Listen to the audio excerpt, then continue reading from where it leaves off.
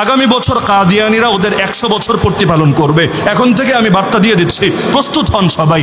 99তম ইজতেমা এই বছর করে ফেলেছে, আমরা কপাল পোড়া জাতি ঠেকাতে পারি নাই। আল্লাহর গজব যে এখন আসে নাই দেশের উপর, আল্লাহর বিরাট বড় রহম আর করম রে ভাই। কিন্তু 99টা করেছে, যেটা হওয়ার তো হয়ে গিয়েছে। ওরা সেঞ্চুরি করবে, শতবর্ষ পালন করবে, আমরা জিন্দা থাকতে বাংলার মাটিতে কিছুতেই সেটা হতে দেব না। এই জমিনে খাতমে নবুয়তের শানে প্রকাশ্যে গোস্তাখি হবে, আর আমরা মাঠে ময়দানে জিন্দা বিচরণ করব, এটা হবে না। হয়তো এই জমিন থেকে আমাদের লাশ উঠবে, না হলে এই খাতমে নবুয়তের শানে যারা গোস্তাখি করে ওদের ইজতেমা বন্ধ হবেই হবে। কি হবে ওদের বিরুদ্ধে আন্দোলন করলো? এই যে আমাদের অলিপুরি হুজুর আগে লাগাতার সফর করতেন পৃথিবীর বিভিন্ন দেশে, আমেরিকায়, কানাডায়, লন্ডনে। এই বছর তার লন্ডনের ভিসা বাতিল, লন্ডনে ভিসা দিবে না। কিসের জন্য? কাদিয়ানের বিপক্ষে অবস্থান নিয়েছেন। কেন? এটার পানিশমেন্ট হিসাবে। আরে গেলাম না তোর লন্ডনে, তো কি হয়েছে?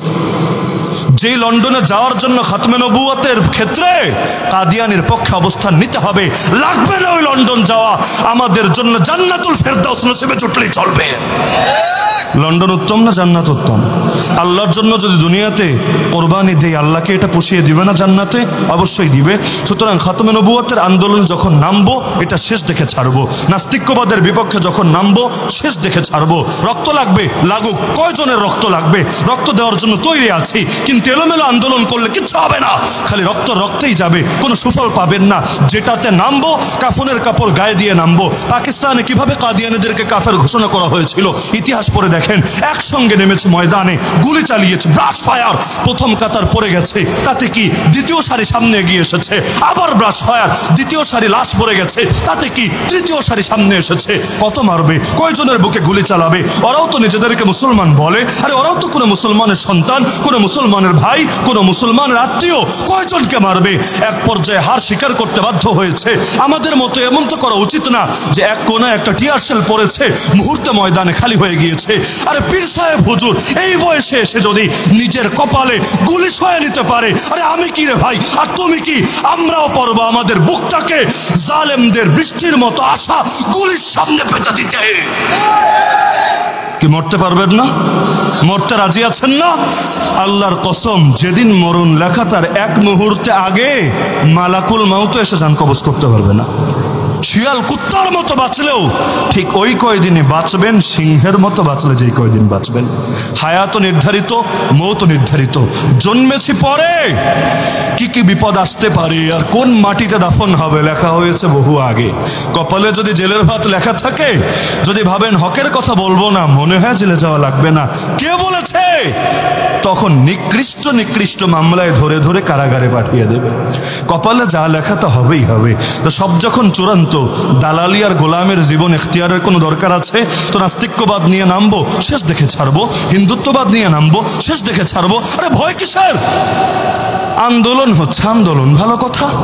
আজকেও হয়েছে ঢাকার বুকে। যারা করেছে আমি তাদেরকে হাজারবার শুকরিয়া জানাই। অধিকাংশ তো হিম্মতই করে নাই। যে কয়েকটা দল করেছে, যদিও সংখ্যা কম, তারপর আলহামদুলিল্লাহ, সুম্মা আলহামদুলিল্লাহ, জাযাকুমুল্লাহ, আল্লাহ আপনাদেরকে নেক হায়াত দান করুক। তবে একটা জিনিসে আমার মাথার টনক নড়ে গেছে, যদিও হয়তো যৌক্তিক ব্যাখ্যা আছে, কিন্তু আমার মাথায় ধরে না রে ভাই। আন্দোলন হয়েছে, শিরোনাম লেখা একদল উগ্রবাদীর হামলার প্রতিবাদ। একদল উগ্রবাদী কি চিজ হয়? উগ্রবাদী তো স্পষ্ট কথা। কারা মেরেছে তুমি জানো না? তাদের নাম কি ইতিমধ্যে গোটা জাতি জানে না?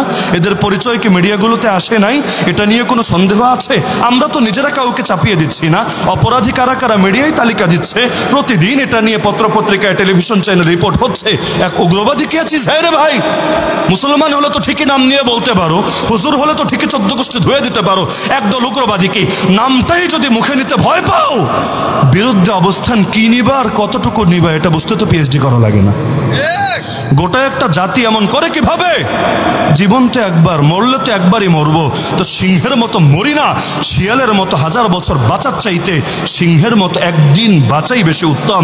আরে এক হুজুর, আমি বলছি এক হুজুর, আমি যদি দিনের জন্য আমার বুকে গুলি চালাই, আমার রক্তে যদি মধুপুরের মাটি রঞ্জিত হয়, আল্লাহর কসম আমি লাগাতার 60 বছর বয়ান করলে এতে যতটুকু জাগরণ হবে, আমার বুকের তাজা রক্ত ওই যুবক সম্প্রদায়কে এর চাইতে কোটি গুণ বেশি জাগিয়ে দিবে।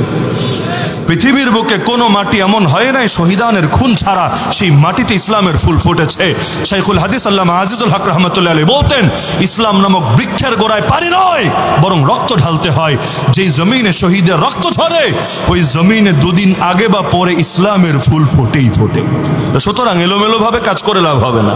আমি একটা করলাম, আপনি একটা করলেন, অমুক একটা করলো, কিচ্ছু হবে না। ব্যক্তি তো ব্যক্তি। দেখেন না পাটের সুতা, ছোট একটা সুতা নেন, এক টান মারেন, দুই পাশে আলাদা হবে, ছিন্ন হয়ে যাবে। কিন্তু এটাকে পাকাতে পাকাতে পাকাতে এমন মজবুত হয়, বিশাল বিশাল জাহাজকে পর্যন্ত একেবারে সাইডের মধ্যে বেঁধে রাখে। তাহলে কি বুঝলেন? সে একা দুর্বল, কিন্তু যখন সবাই এক জায়গায় মিলিত হয় আর দুর্বল থাকে না। আমাদের অনেক কিছু নাই, এটা সত্য, যা আছে এটাও তো কাজে লাগাতে হবে। আমাদের জনশক্তি আছে। কি আছে? কি আছে? এখনো পীর সাহেব হুজুর যদি ডাক দেয় ময়দানে চূড়ান্ত ভাবে, আপনার কি ধারণা অন্তত 2-4 কোটি মুসলমান ময়দানে নামবে না? আজকে যদি হুজুর বলে চলো আল আকসা রক্ষার লড়াইয়ে গোটা দুনিয়ার মুসলমানদের সাথে আমরাও শরীক হব, কে কে আছো কাফনের কাপড় গায়ে দিয়ে ময়দানে চলে আসো, এভাবে যদি ডাক দেয়, আমার তো ধারণা এই দেশে অন্তত 5 কোটি মুসলমান শাহাদাতের তামান্না নিয়ে গায়ে কাফনের কাপড় জড়িয়ে নাহনুল্লাযীনা বায়াউ মুহাম্মাদা আলাল জিহাদি মা বাকিনা আবাদা, এভাবে জিহাদের বায়াত নিয়ে একযোগে ময়দানে আসতে দ্বিধা করবে না। এমনকি যত জুলুম হোক, যত গুলি চালাক, গন্তব্যে পৌঁছা পর্যন্ত এই কাফেলা কিছুতেই থামবে না। তা আছে তো। এখনো তো মানুষ সবাই বলে আমাদেরকে বেশি পেরেশান করে, হুজুর কবে ডাক আসবে, কবে ময়দানে ঝাঁপিয়ে পড়বো। তো ডাক আসার অপেক্ষায় সকলে। সুতরাং এলোমেলো কাজ করে কিচ্ছু হবে না। অমুক আছে তমুক আছে, কি আছে না আছে দেখার বিষয় না। আমার ডাক শুনে কেউ যদি না আসে তাতে কি, আমাকে একাকে তো ময়দানে ছুটে যেতে হবে অবশ্যই। সুতরাং আমি হুজুরকে আশ্বস্ত করছি, ইনশাআল্লাহ সুম্মা ইনশাআল্লাহ এই জাতি আপনাদের পাশে আছে। কি নাই আপনারা? গোটা দেশ নাই আলহামদুলিল্লাহ। সুতরাং খাতমে নবুয়তের আন্দোলনের শেষ দেখে ছাড়বো, হিজবুত তাওহীদের মুখোন্মোচনের শেষ দেখে ছাড়বো। কাদিয়ানিয়াত বলেন, হিজবুত তাওহীদ বলেন, আহলে কোরআন বলেন, অথবা আরো যত বাতিল ফিরকা আছে সবার শেষ দেখে ছাড়বো। এমনকি কুফরি আগ্রাসন, শিরকি আগ্রাসন, নাস্তিক্যবাদী আগ্রাসন সব কিছুকে ঝেঁটিয়ে এই জমিন থেকে বিদায় করব। নব্য গৌর গোবিন্দরা মাথাচাড়া দিয়েছে, তাতে কি? শাহজালালের উত্তরসূরিরা আজও জিন্দা আছে। যতদিন এই দেহে প্রাণ আছে, রক্তে স্পন্দন আছে, ততদিন এই বাতিল শক্তির বিরুদ্ধে লড়াই চলবেই চলবে, চলবেই চলবে, চলবেই চলবে। হয়তো শাহাদাতের সুধা নসিবে জুটবে, অথবা বিজয় নিয়ে তবেই ঘরে ফেরা হবে। ইম্মা শরিয়া ওয়া ইম্মা শাহাদা, এর আগ পর্যন্ত কিছুতেই থামবো না। এই লড়াইয়ের শেষ দেখে ছাড়বই ইনশাআল্লাহ।